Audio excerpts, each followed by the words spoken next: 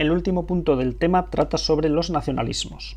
Para estudiarlos, antes tenemos que comprender exactamente en qué consiste una nación, qué es una nación. Por ejemplo, si echamos un vistazo en la Wikipedia, vemos que la nación se ha definido de maneras diferentes, y eso depende del momento de la historia en el que nos encontremos, y también depende del autor que la define.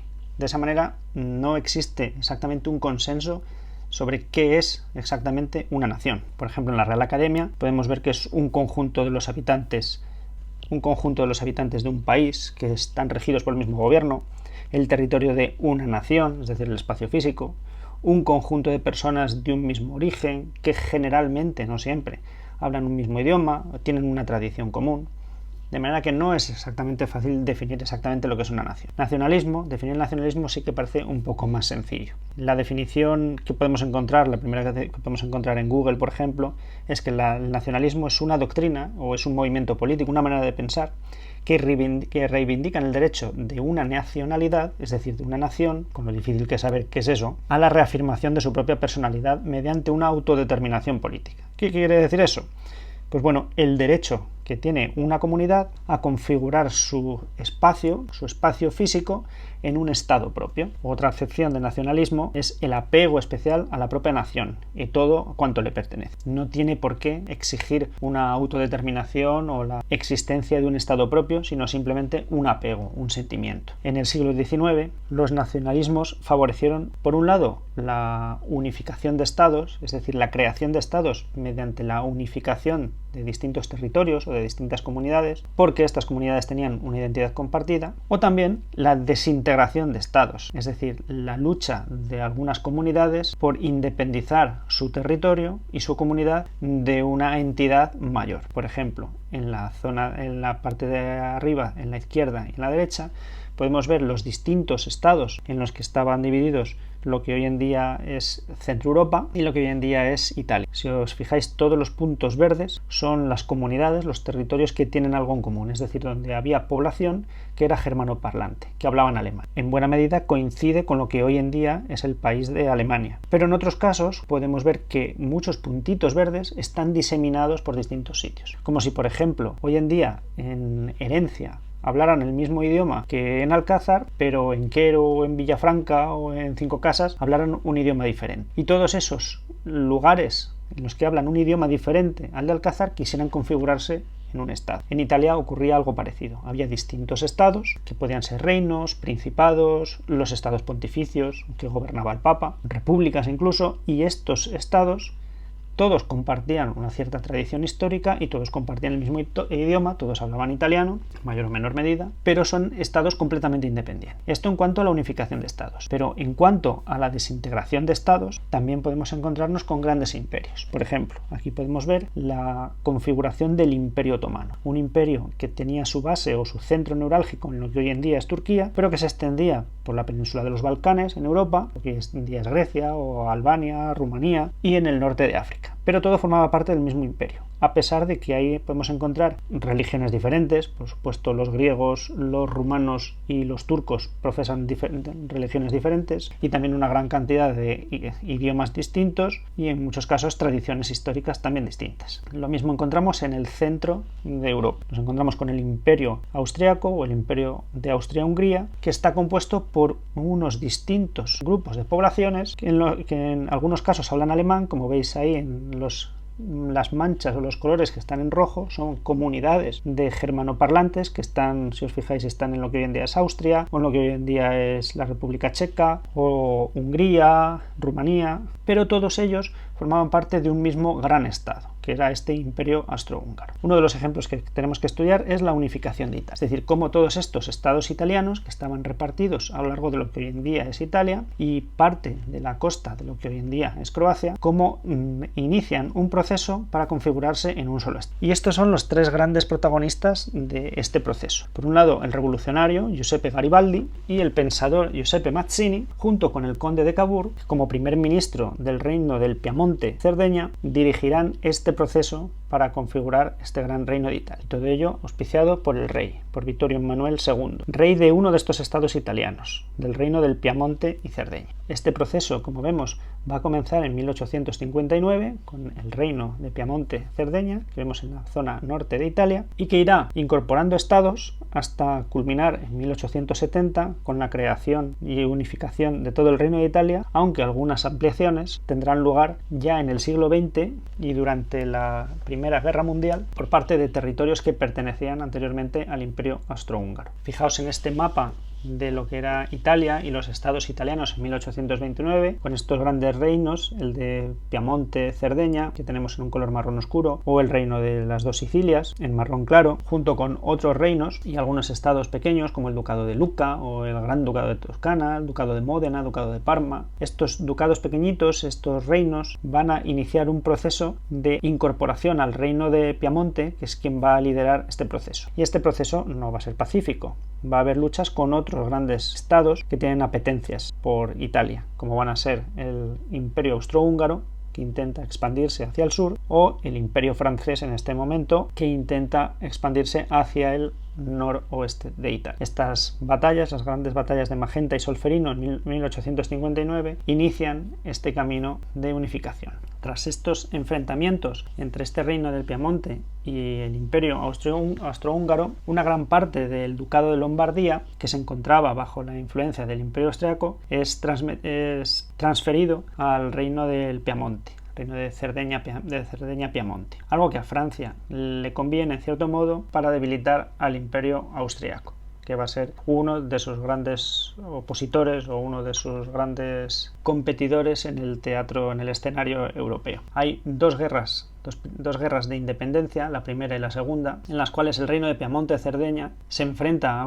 Austria, y en la primera es derrotada, pero en la segunda, después de las batallas de Magenta y Solferino, esa victoria frente a Austria pues le procura esta anexión de Lombardía. Los estados del reino de Italia, viendo el clima de tensión, forman un nuevo estado que denominan las Provincias Italianas Unidas y deciden unirse a este reino de Piamonte-Cerdeña al año siguiente. Ese mismo año, en 1860, en la zona sur de Italia, una región, la conocida como la Basilicata, proclama su anexión al reino de Cerdeña. Y lo mismo ocurre con la región de Apulia. ¿Por qué se dan estos casos? Pues fundamentalmente por una expedición. La expedición de este revolucionario que hemos mencionado antes, Giuseppe Garibaldi, que con un ejército de voluntarios, la llamada Expedición de los 1000, desembarca en el sur de Italia y conquista el reino de las dos Sicilias. Garibaldi, a pesar de ser un revolucionario, ser contrario a la monarquía, acepta esta monarquía de Vittorio Emanuele II al ser una monarquía constitucional. Y de esta manera, poco a poco, todas estas regiones del sur de Italia se van uniendo al reino de Cerdeña-Piamonte. Como veis, los estados pontificios, es decir, los territorios que gobernaba el Papa directamente, porque el Papa en este momento era como un rey, con un territorio, con un ejército, cada vez se van a reducir más y más, y en 1861 el reino de Piamonte-Cerdeña cambia su configuración para denominarse Italia. Y Vittorio Emanuele II es proclamado el rey de Italia con capital en Turín. Esta capital luego cambiará, pasará a Florencia, y cuando los estados pontificios se unifiquen finalmente, pues pasará a ser Roma, que es donde está hoy. En este contexto, en 1866, el Imperio Austrohúngaro, que es uno de los grandes dominadores del Reino de Italia, está enfrentado con el Reino de Prusia, y en ese momento es cuando Italia se aprovecha de la situación, se alía con Prusia contra Austria, y de la derrota de Austria obtiene el territorio del Véneto, donde está Venecia. Un poco más tarde, en 1870, aprovechando de nuevo otra guerra, en este caso de Francia contra ese Reino de Prusia, Italia se aprovecha de esa fuerza prusiana, se alía, aunque no militarmente, con Prusia, pero sí que aprovecha ese enfrentamiento franco-prusiano y la derrota de Francia frente a Prusia para ocupar Roma, sin temor de que Francia fuera a protestar, de manera que Italia queda completamente unificada y Roma se convierte en su capital. De esta manera, en 1871 se proclama Roma como la capital de este reino de Italia, bajo el rey Vittorio Emanuele. Aquí podéis ver una imagen de la proclamación del Reino de Italia, el Parlamento de Turín, y que después se trasladará a Roma. Y el siguiente ejemplo que vamos a estudiar es la unificación de Alemania. En Alemania encontrábamos algo parecido a lo que ocurrió en Italia, pero muchísimo más exagerado. Y en este mapa lo podéis ver bien. Cada color está representando un estado diferente. Veis que hay estados muy grandes, como este que está representado en azul, que es el Reino de Prusia. Hay otros estados de un tamaño relativamente grande también, como pueden ser el Reino de Hannover, o en el norte, o el Reino de Baviera en el sur. Pero también hay otros muchos estados muy pequeñitos por el centro de Alemania, que son completamente independientes y que no obedecen a una autoridad general.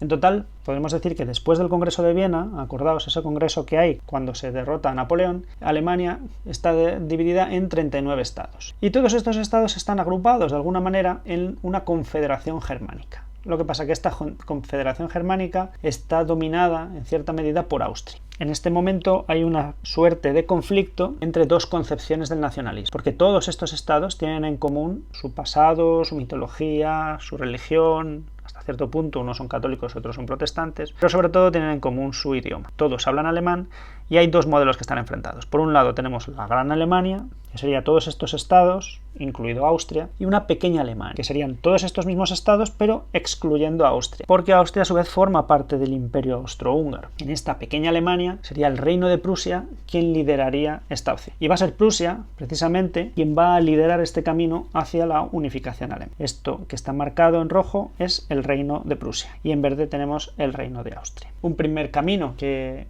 elaboró, que puso en marcha Prusia, fue el Zollverein. Esto es una unión aduanera. ¿Qué quiere decir eso? Esto es más o menos lo mismo que tenemos hoy en día en la Unión Europea. Sabéis perfectamente que podemos ir a cualquier parte de Europa, vender un producto en cualquier parte de Europa y no tenemos que pagar impuestos. Si queremos vender nuestro producto en Madagascar, le tenemos que pagar impuestos al gobierno de Madagascar para que nos dejen vender allí. Sin embargo, en Europa no. Tenemos una unión aduanera que hace que podamos vender en cualquier lado. Pues esto es lo mismo que van a poner en marcha en Alemania por iniciativa de Prusia. Esta unión aduanera hace que entre los estados alemanes, eso sí, excluyendo a Austria, se pueda comerciar sin coste. Con lo cual, ¿qué van a hacer los comerciantes o los productores de estos estados? Pues van a preferir comerciar entre ellos que no comerciar con Austria, que les va a obligar a pagar impuestos. Acordaos a su vez que estamos hablando de 1834. En 1848 hay una oleada revolucionaria, acordaos esas revoluciones liberales que hemos estudiado, que proponen que se unifique Alemania, que este nacionalismo cree un Estado-nación, que se unifique todos estos estados, se forme un país con un parlamento constitucional en Frankfurt y de hecho le ofrecen la corona al rey de Prusia. ¿Qué pasa? Que este la rechaza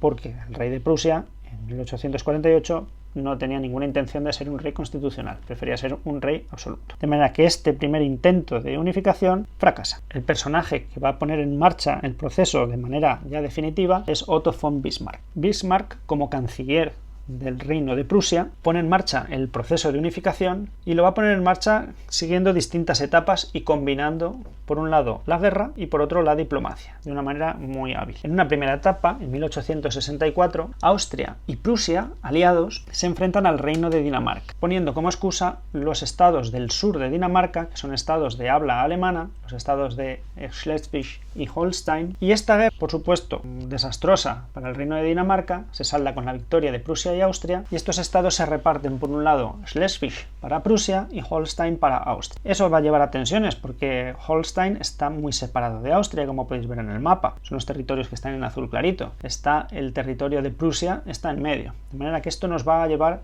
a ciertas tensiones. Y estas tensiones van a estallar un par de años después.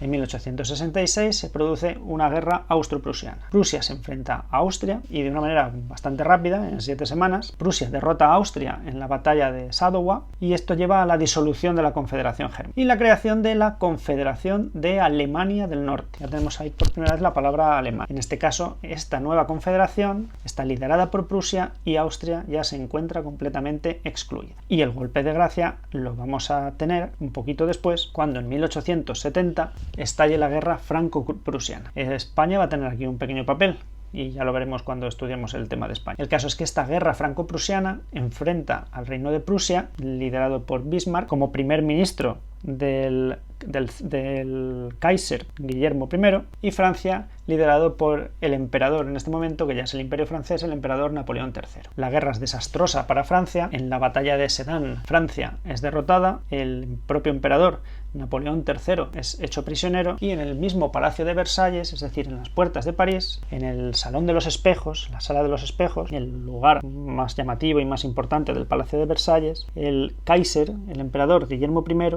es proclamado emperador de Alemania. Como resultado, Francia tiene que ceder 2 territorios, que son Alsacia y Lorena, y que, como veremos, van a tener un papel fundamental en las futuras guerras. Y en este mismo punto vamos a estudiar también los nacionalismos que conocemos bien en España. Son los nacionalismos de tipo independentista, es decir, son esas comunidades, esos estados que pretenden disgregarse del estado en el que se encuentran y configurarse como un estado nuevo. En esta época, el nacionalismo se basa también en esta apetencia o esta aspiración a que las fronteras políticas se correspondan a las fronteras religiosas o a las fronteras étnicas o a las fronteras lingüísticas o a alguna de ellas, no tienen por qué ser todas a la vez. De manera que hay grandes estados como el Imperio Austrohúngaro, donde podemos ver que conviven muchísimos idiomas, como podéis ver aquí, o muchísimos grupos étnicos, como veis aquí, o lo mismo podemos encontrar en la propia península ibérica o en lo que hoy en día es el Estado español, el Reino de España, donde conviven distintos idiomas más o menos extendidos, y lo mismo podemos encontrar en otros lugares de Europa.